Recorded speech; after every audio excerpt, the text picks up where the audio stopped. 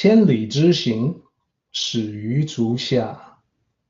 A journey of 1,000 miles begins beneath the feet. We now gather in the Tao to travel the journey together.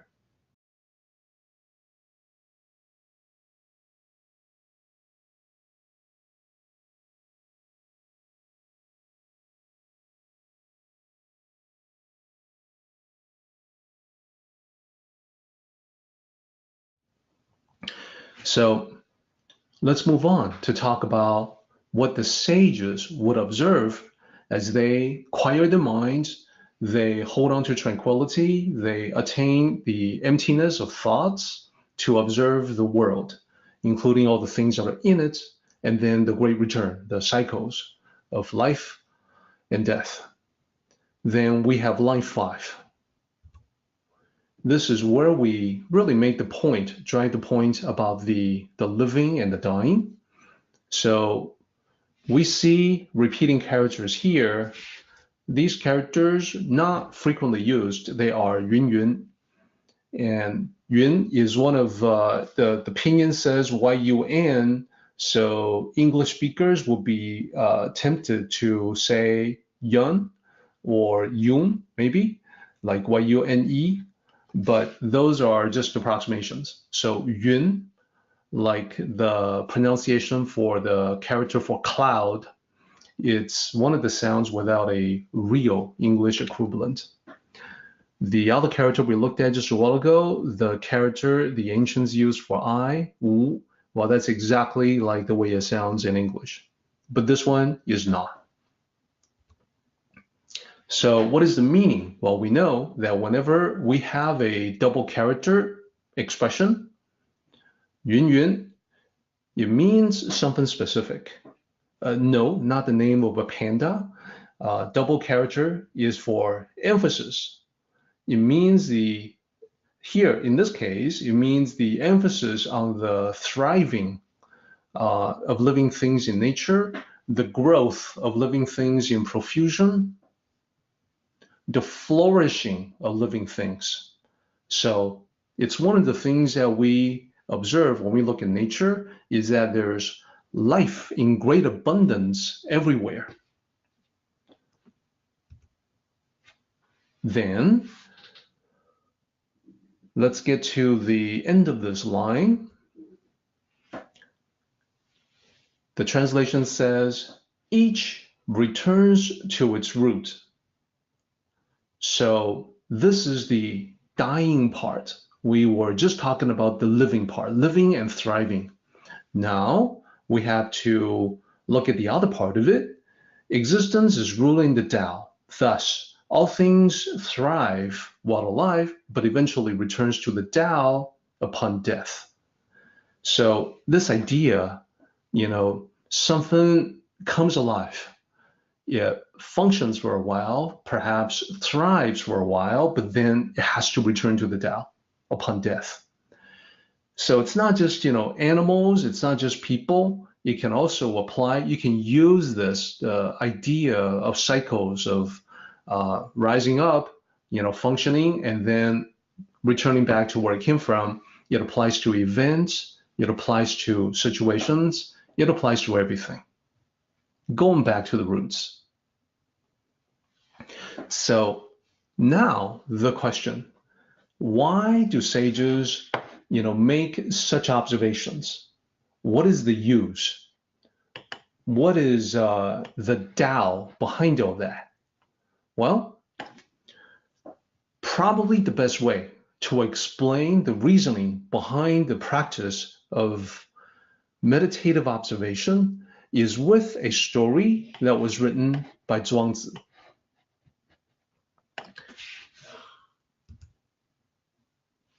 I would like to share that story with you. The name of the story is called Happiness of the Fish.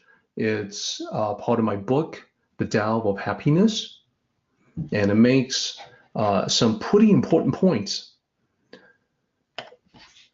So I'd like to ask everyone to pay close attention to this particular story, especially the discussion after the story, because here in the West, when you study the Tao, you're subjected to a lot of distortions. You can encounter a lot of ideas that are just a little bit twisted, just a little bit off base from the original that they derive from. And for many people, there's no one around to tell you that you're not getting the real deal, that you're getting a distorted version of the original. Now, a lot of times people travel to Asia, seeking the authentic teachings. They don't always succeed. That is because as a tourist, they encounter a situation where people cater to them. Even if they were to find someone that they consider to be wise and learned in Asia and ask them questions, pretty much the natives, the locals, learn very quickly to tell you what you want to hear. So you can't necessarily get at the original easily. In fact, it's just about impossible unless you learn the language and become totally immersed. So that's definitely the long way to go.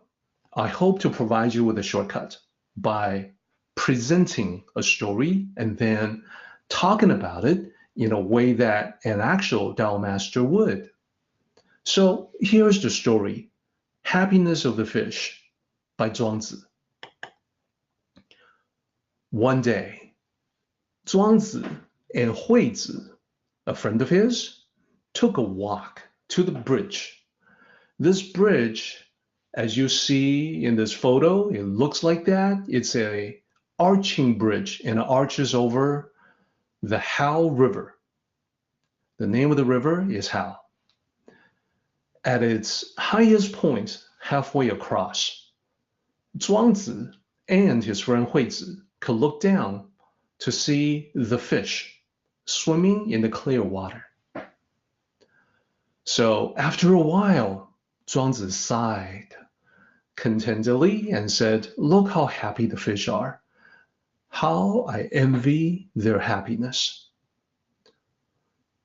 Now, Huizi and Zhuangzi had always had this friendly rivalry going on.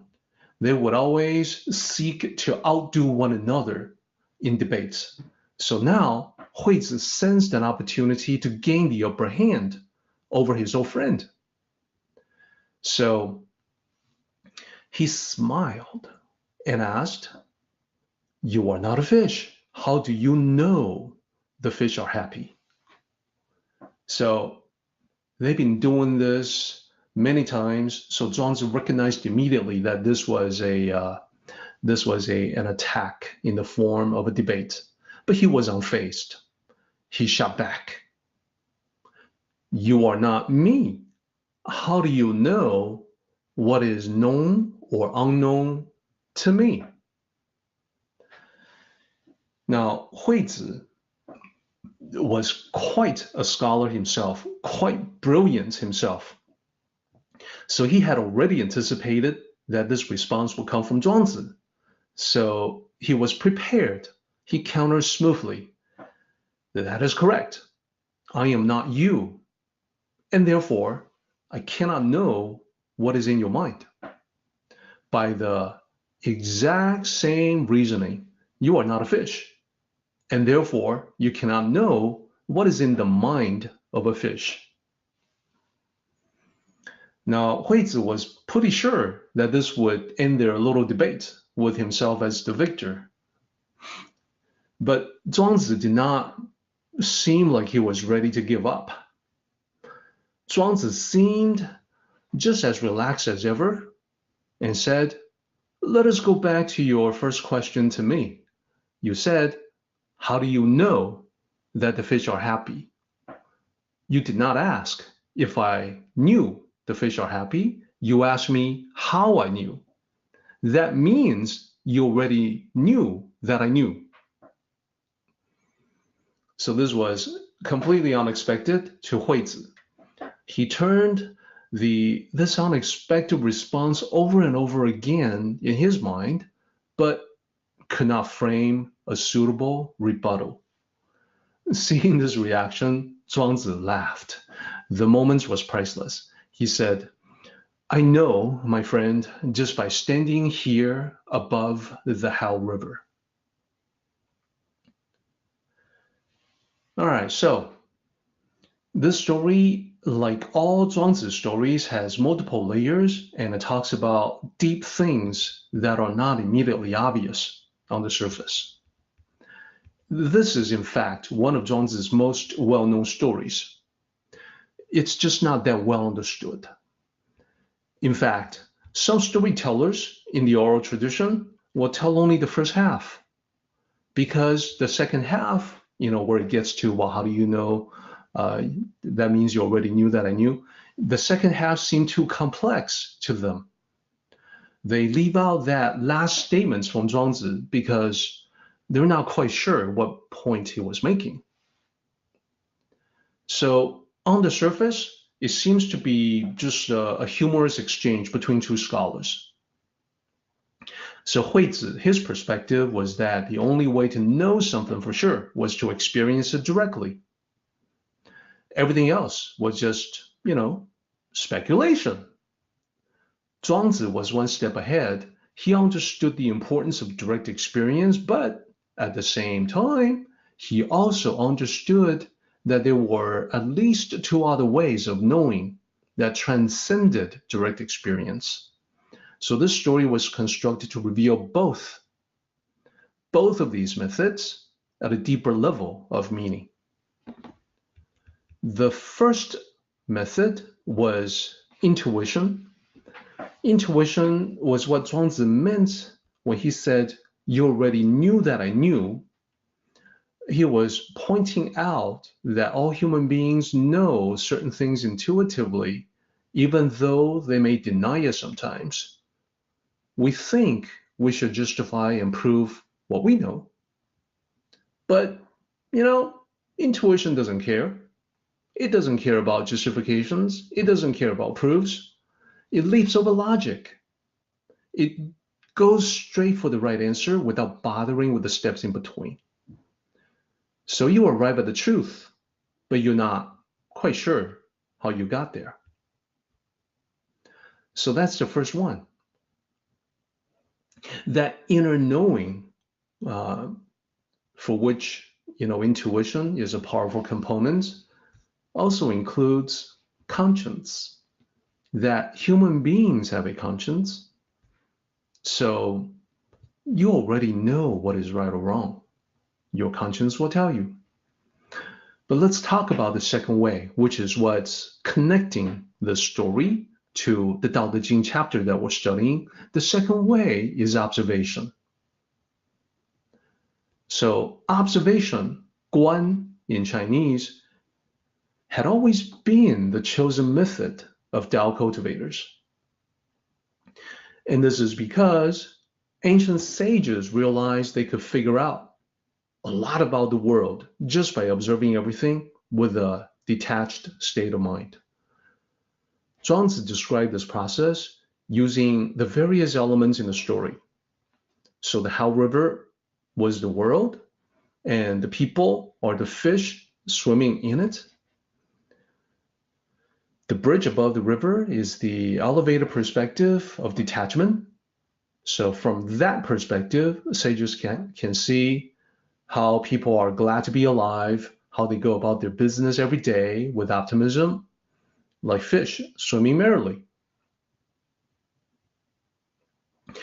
And don't worry about keeping track of all this. I have a slide to explain the elements of the story that's coming up. So when you observe like this, it's a method that applies to all aspects of life.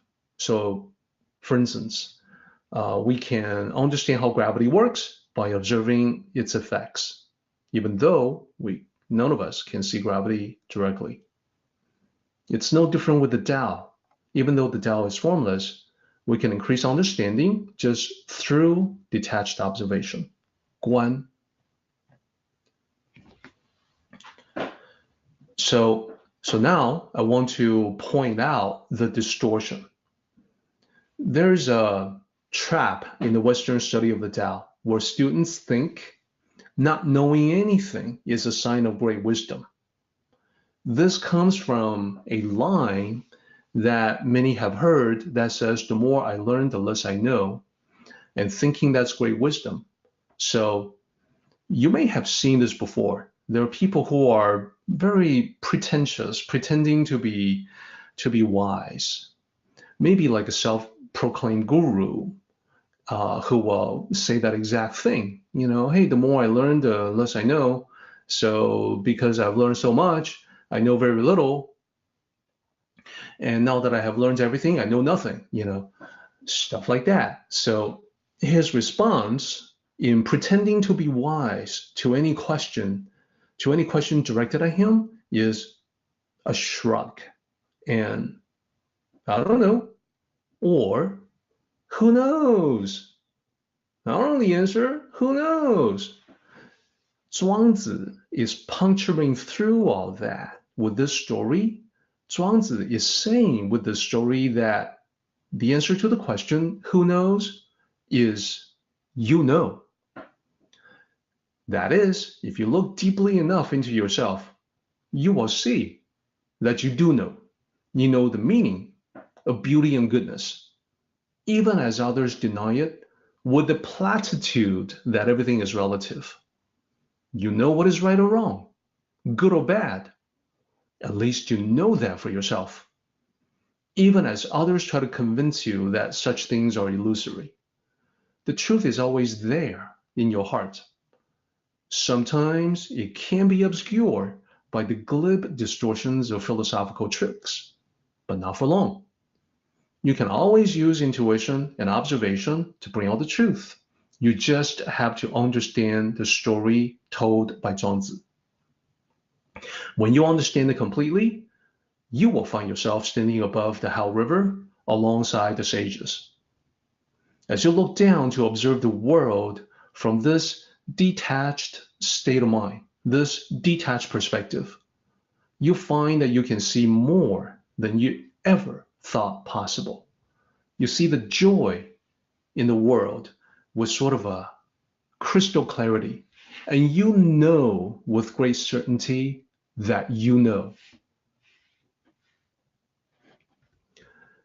That's the genuine Tao. That's the Tao that, unfortunately, many people don't really have access to. Instead, they are trapped in what Bill likes to call the church of what's happening now. So, as I said, I have a slide that will talk about the different elements in the story to make sure to kind of drive home the point. The Hao River represents the world. The fish represents people. So we are like the fish swimming merrily in the currents of this river. So the nature of human beings is more upbeat than downbeat, more positive than negative, more creative than destructive. Certainly very true of the ancient Chinese, but also true for all of humanity. Let me focus on this last one, more creative than destructive. And let me say this. Those who are not advanced in the Tao can suffer under the illusion of half and half, 50-50. So they may, for instance, imagine that for humanity, for man, representing all humans, male and female, creativity and destruction are the two sides that are evenly matched, 50-50. No, that's not true. That hasn't been true. There are no evenness to be found between being creative and being destructive. First of all, the ease, the level of ease or difficulty in being creative and being destructive are wildly different. It can take you days, weeks, months to sculpt something, to sculpt something beautiful, a work of art, it takes seconds, minutes to destroy that work of art with a hammer. So to destroy is pretty easy. To create, much harder. There's no 50-50 there. But at the same time, we look around, all of us, we see civilization, we see constructions, we see the house where we live comfortably. We see all kinds of things that have been constructed, created, even though to destroy would be far easier. So that just goes to show that the nature of human beings there's a part of it that more than balances out the ease of destruction. And that is the desire to build, the wanting, the goal, the objective to create. Very powerful. So human beings overall, more positive than negative, more upbeat than downbeat. That's how we are. That's the Tao. So let's talk about the bridge. As I said, the bridge is an elevated perspective.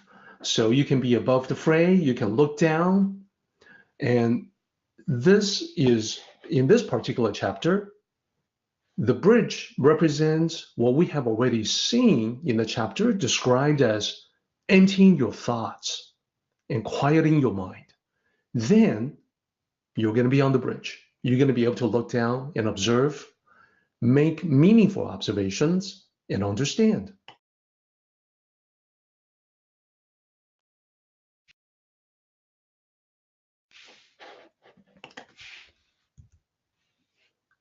When you empty your thoughts, you're able to watch and learn without preconceptions.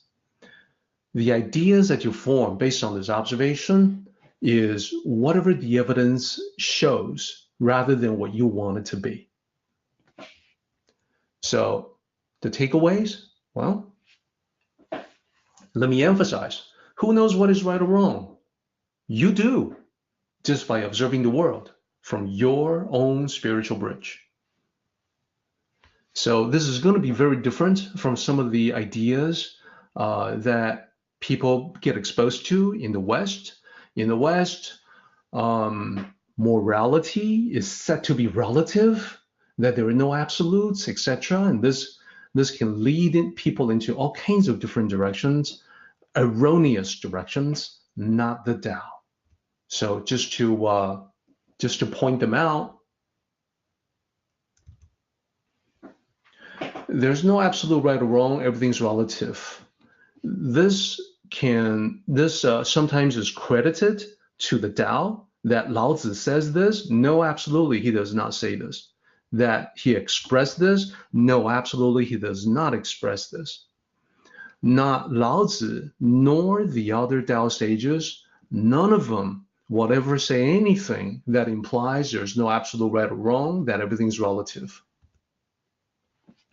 The actual teachings from all the great masters, without exception, is that human beings have a conscience that tells them right from wrong.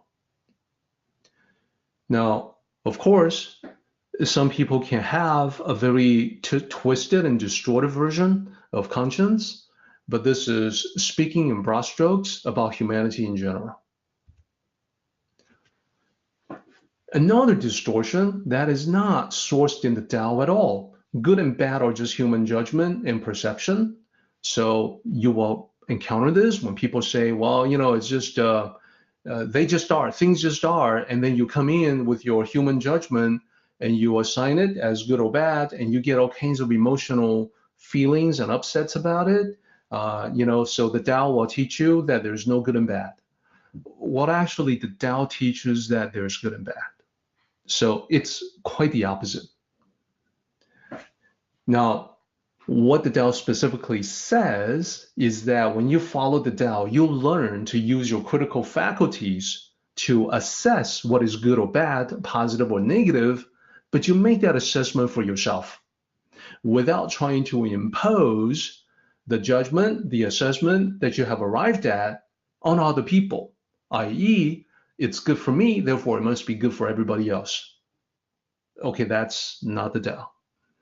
But the Tao is that you must absolutely use your critical faculties in a skillful way to figure out what is good or bad for yourself, what is positive or negative for yourself.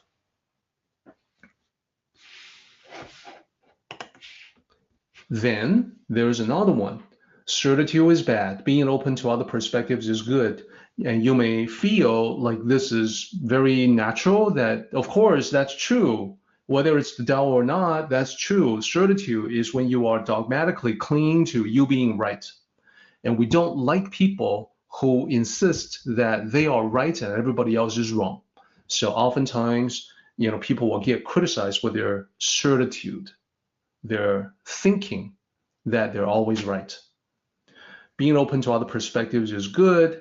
So this statement is similar to when people say love is good, hate is bad. That's very simplistic. As a Tao cultivator, I would challenge you to think a little bit deeper and say love for what is good and hate for what is bad. Exactly. Love for torture, for genocide, for perversion, that's good? No, that's not good. Your conscience tells you so. Hatred for the same things. I said genocide, torture, perversion. Hatred for those, is that bad? No. Hatred for things that we know to be negative, hatred for stupidity that set humanity back. We know hatred against those things is constructive. So love and hate, are they good or bad? Well, it depends on what the love and hate are being applied to. Love and hate on their own, that doesn't tell you anything. Same with certitude, thinking that you're right, and being open to other perspectives. Well, certitude and openness can be good or bad. Certitude, when you are on the right side, according to conscience, according to teachings, that can be a very good thing. It just means that you are a person of conviction, that you have a code of honor and you will not vary from that you will stand tall even when people tell you to move. Openness, is that always good? What if you are so open as to be gullible? Then it's bad.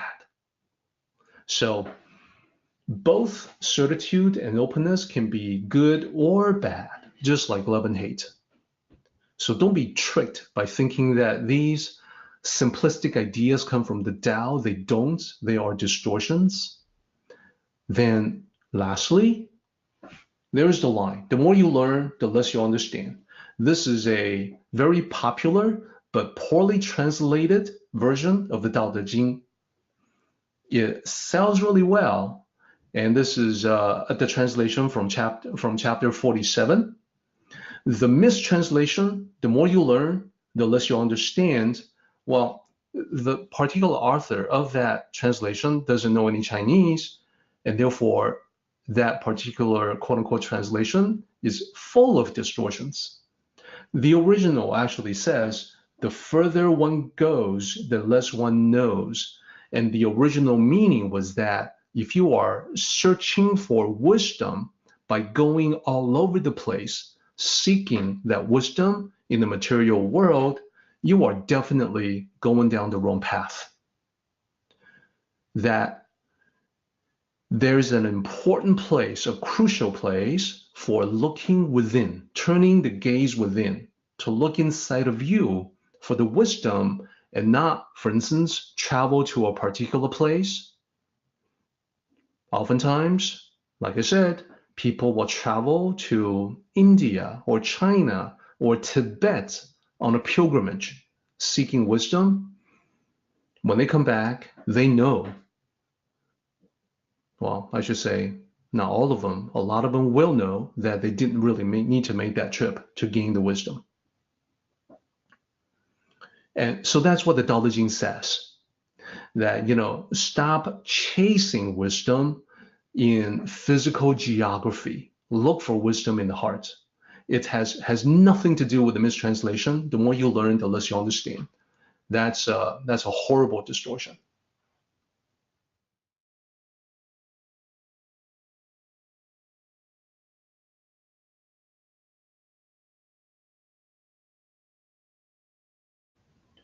Our meeting has come to an end, but the journey continues on. Let us travel safely. Until next time, may the Tao fill you with peace and happiness.